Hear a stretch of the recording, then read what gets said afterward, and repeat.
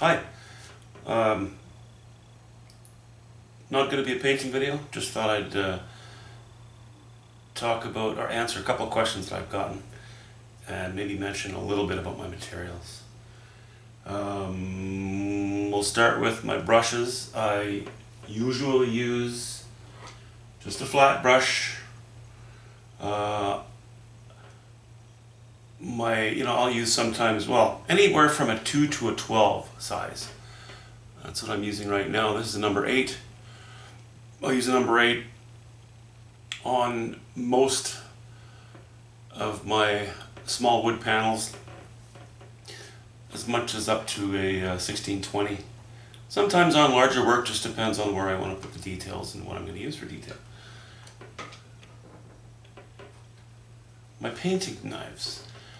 I use almost exclusively a painting knife. It's made by Liquitex. There's no number on it, but I'm just going to give you a bit of a close-up here of it.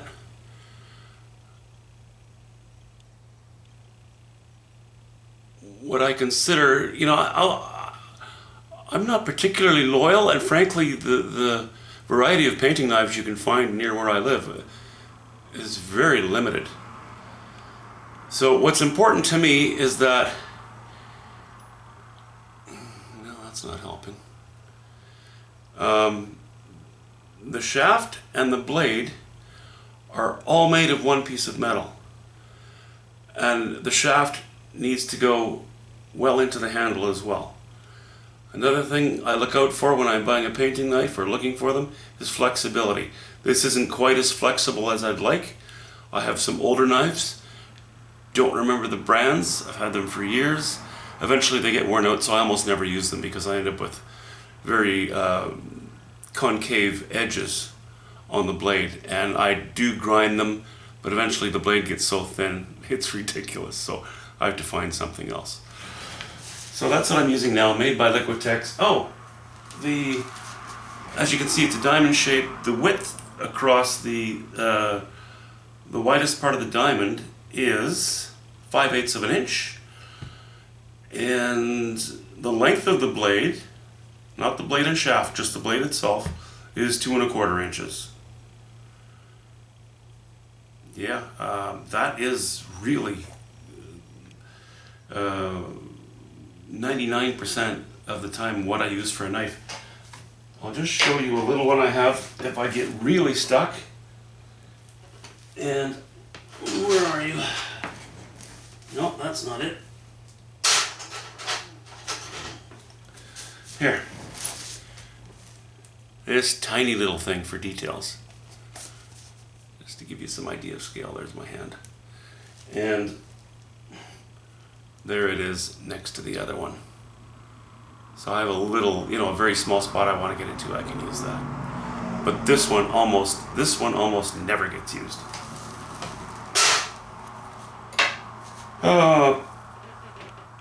Okay, Tim, you were asking about that.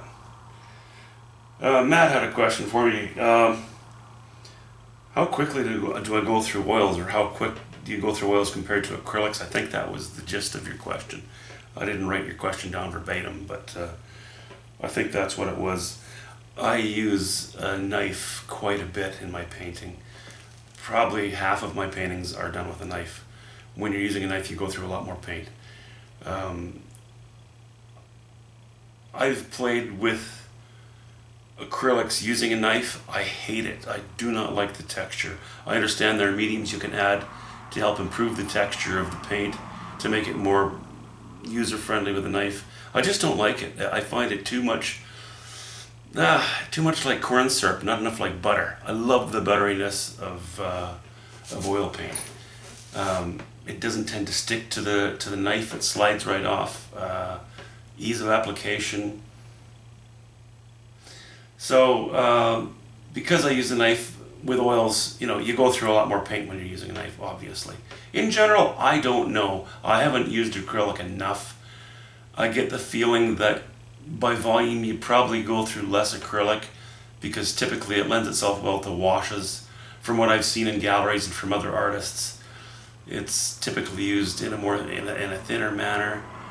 So you go to oils, you're likely, if you use a knife and if you paint more impasto, I suppose, you're going to go through more. But I still prefer it. All art supplies are expensive. You can shop around and find them. You can pay a lot or a little. I buy almost all of my paint in these 200 ml tubes. I like a tube better than a can. It's less messy. You end up wasting less because that lid seals time and time and time again until the tube is gone. How long does a tube last me? Same question as how long does it take to make a painting. There's no easy answer. No,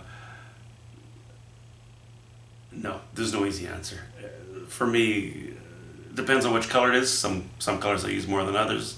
I use white. I go through white probably 3 to 4 times faster than any other color. And my paintings aren't that light in general. But I pay between $20 and $24 a tube for 200 ml tubes each. I live in British Columbia. I stayed in Ontario for a while and I could buy the same paints there for about 40% less than I pay here. Now that was years ago. I don't know what prices are there now versus here, but that's what I pay. And they seem to go up every time I go in and buy paint. Now I don't go in and buy one tube at a time.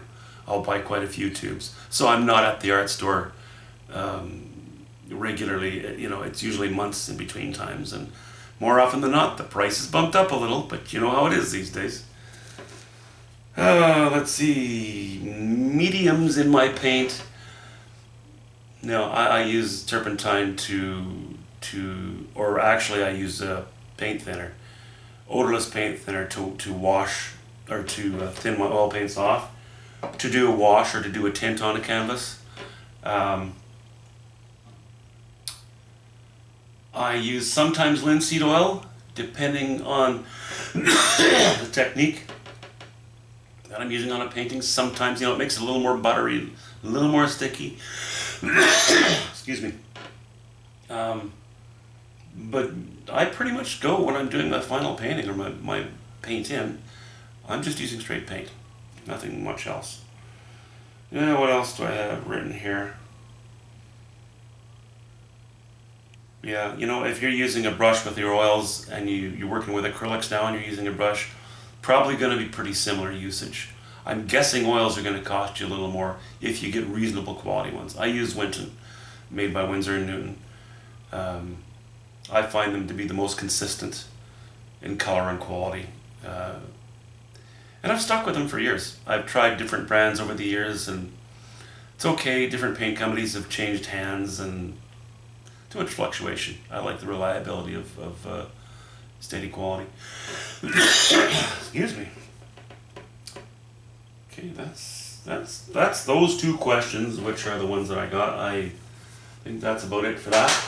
As you can see, gray sky, gonna be a red shed, gonna be some magenta in that fence. As I mentioned, I really liked one that I did recently.